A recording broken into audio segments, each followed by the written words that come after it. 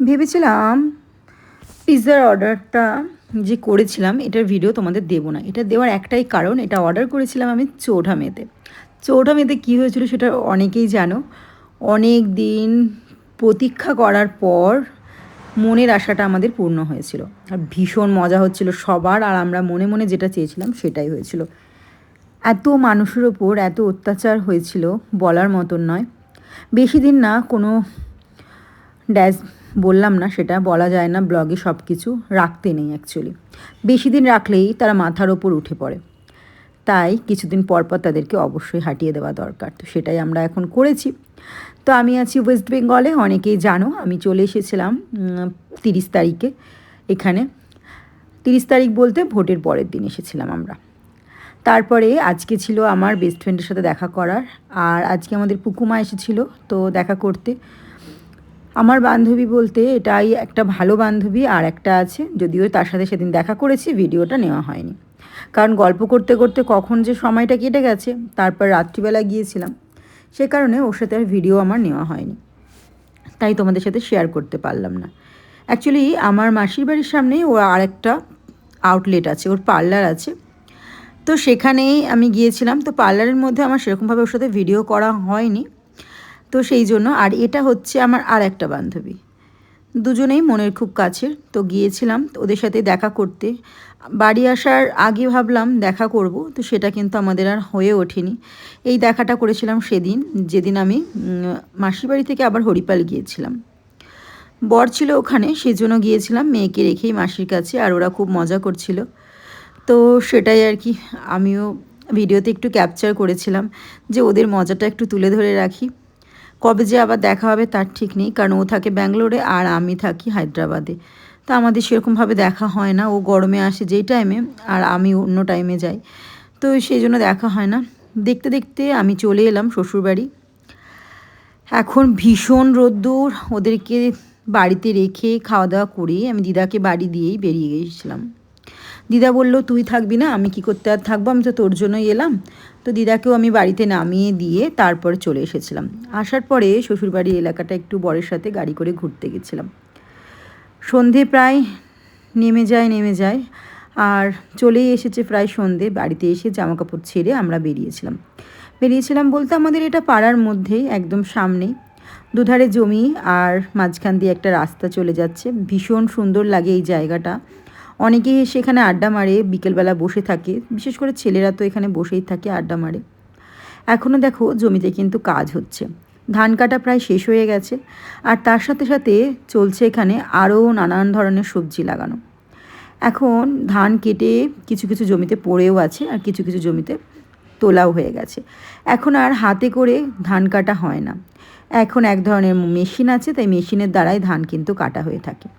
তাই দেখতে পাচ্ছ একটু অন্যরকমভাবে মাঠটা। আগে যখন ধান কাটা হতো হাতে, তখন একদম মুড়িয়ে কাটা হতো, আর তার গোজাগুলো যখন জমির ওপর থেকে হাঁটা হতো তখন পায়ে কিন্তু খোঁচা লাগতো, আর লাগলে কিন্তু ভীষণ ব্যথাও হয়ে থাকতো পাগুলো। কারণ ছোটোবেলায় আমি যখন পিসি বাড়ি আসতাম, আমার পিসি বলতো, যখনই আল দিয়ে হাঁটা হতো, পিসির সাথে হয়তো ঘুরতে এসেছি কিংবা একটু দেখতে এসেছি, তখন পিসি বলতো ওই গোঁজাগুলোই পা দিস না, ওগুলো পা দিলে কিন্তু পা কিন্তু ভীষণ ব্যথা হবে। সেই জন্য ছোটোবেলা থেকেই আমার এগুলো জানা আছে। গ্রাম আমি ভীষণ ভালোবাসি, এটা সত্যি কথা, তাই হয়তো গ্রামেই বিয়ে করেছি। তবে হ্যাঁ, গ্রাম ভালো লাগে ঠিক কথাই, কিন্তু বেশ কিছুদিন থাকার পরে একটু বোর ফিল হয় অবশ্যই, কারণ এখানে সেই সুযোগ সুবিধাগুলো থাকে না, হাতের কাছে সবটা পাওয়া যায় না, সেই জন্য গ্রামে কিন্তু বেশি দিন থাকা যায় না। বিশেষ করে এখনকার দিনের মানুষরা, এখনকার যে জেনারেশন, তারা তো একদমই থাকতে পারবে না। হয়তো 2 দিন 3 দিনের জন্য আনন্দ করতে যেতে পারবে, কিন্তু সারা জীবনটা থাকা যায় না। গ্রামে দিনের বেলাটা যতটা সুন্দর লাগে, রাত্রিবেলাটা ততটাই ভয়ঙ্কর থাকে। চারিদিক অন্ধকার, শুনশান, একদম সাইলেন্ট হয়ে থাকে, চারিদিকে কোনো আওয়াজ নেই। সে কারণে অনেকেই গ্রামটা পছন্দ করেন না, যে সন্ধেবেলা হলেই তো একদম নিস্তব্ধ হয়ে যায় চারিপাশ, তখন একটা কেমন একটা গা থমথম করে। তো সেই জন্য অনেকেই এই ভয়তেই গ্রামে থাকতে পছন্দ করে না, কিন্তু শান্তিপ্রিয় মানুষরা অবশ্যই গ্রাম খোঁজে। তবে হ্যাঁ, আমার শ্বশুরবাড়িটা গ্রাম বলতে সেরকম গ্রাম নয়, এটা ভেতর দিকে। গ্রাম বলতে আমাদের বাড়ির সামনেটুকুই গ্রাম, এইটুকুই। তারপরে একদম একটুখানি বেরোলেই 5 মিনিট দূরত্ব থেকে কিন্তু সমস্ত কিছু হাতের কাছে তোমরা পেয়ে যাবে। একদম যে গ্রামে তা নয়, আমাদের গলি থেকে বেরোলেই সমস্ত কিছু রয়েছে ওখানে। তো সেই জন্য আমাদের সেরকম অসুবিধাটা হয় না, সব কিছুই পাওয়া যায়। আগে যখন আমি পিসি বাড়ি আসতাম তখন কিন্তু এমনটা ছিল না। আর এখানে আমাদের মিনি খাওয়া দাওয়া করে একদম মাছ ভাত খেয়ে এখন আমাদের ঠাকুর ঘরের বারান্দাটায় ঘুম দিচ্ছে। ও আজকে আমার কাছে নালিশ করতে এসেছিল যে ওকে নাকি মাছ দেওয়া হয়নি। আমার বর দুপুরবেলা মাছ যে রান্না হবে সে সকালবেলা মাছ আনা হয়েছে, তো আমার শাশুড়ি ধুয়েছিল, ধুতে ধুতে একটা ওকে দেয়নি। আর আমি যখনই ছুরি ওকে একটা পিস হলেও দিয়ে থাকি, একটা গোটা পিস ওকে আমি দিয়ে দিই কাঁচা, সেটা ওকে দেওয়া হয়নি। তাই আমার কাছে এসে অনেকক্ষণ ধরে ম্যাও ম্যাও করে অনেক কিছু বলার চেষ্টা করলো, যদিও ওরা বলে বোঝাতে পারে না, তবুও আমরা কিন্তু বুঝিয়ে দিই। সন্ধেবেলা আমি আর বর বেরিয়ে পড়লাম একটু ঝালমুড়ি খাবো বলে। তো অনেক দিন ঝালমুড়ি খাই না, এগুলো না ভীষণ মিস করি। বাড়িতে বানিয়ে খাওয়া হয়, ঠিক সেরকম টেস্টটা তো পাওয়া যায় না। তাই আমি আর বর আবার বেরিয়ে পড়লাম, যেহেতু অনেকটা টাইম ছিল।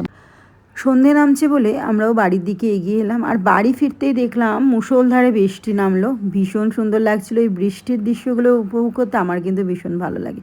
বিশেষ করে গ্রামের বৃষ্টিটা না একটু আলাদা রকমই হয়। যদি চারিপাশের পরিবেশ সুন্দর হয়, বাড়ির পরিবেশ সুন্দর হয়, তবে বৃষ্টিটা উপভোগ করার দৃষ্টিটাই অন্যরকম হয়ে যায়। তবে সন্ধেবেলা একটু বোর লাগছিল, তবে আসার পরে যখন বৃষ্টিটা এলো না, ভীষণ ভালো লাগছিল আমার। সকলেরই সন্ধেবেলাটা ভীষণ বোর লাগে, বিশেষ করে গ্রামের জীবনটা ভীষণ বোরিং জীবন, এটা সত্যি কথাই। যদিও ছোটোবেলা থেকে তো গ্রামটা অতটা কাছে পাইনি। আমার ঠাকুমার বাড়ি কিন্তু, আমাদের আদি যে বাড়ি সেটা কিন্তু গ্রামেই, তারকেশ্বর লাইনে গ্রামের সাইডে। যদিও বছরে বাবার সাথে একবার যাওয়া হতো সেখানে। আর আমার পিসি বাড়ি কিন্তু এখানেই। আমার আরেক পিসির বাড়ি আছে, সেটা কিন্তু গ্রামে নয়, সেটা একদম স্টেশনের কাছেই, সেটা পান্ডুয়ায়, একদম স্টেশনের কাছেই। তো সেটা গ্রাম বলে ফিল হয় না, কিন্তু এখানে আসার পরে ভীষণ গ্রাম্য একটা পরিবেশ পেতাম, ভীষণ ভালো লাগতো পিসি বাড়ি আসলে। বাড়ি ফেরার সময় ভীষণ মন খারাপও হতো, কান্নাও পেত। চলো আজ তাহলে আসি, অপেক্ষা করো নতুন আরেকটা ভিডিওর জন্য। টাটা।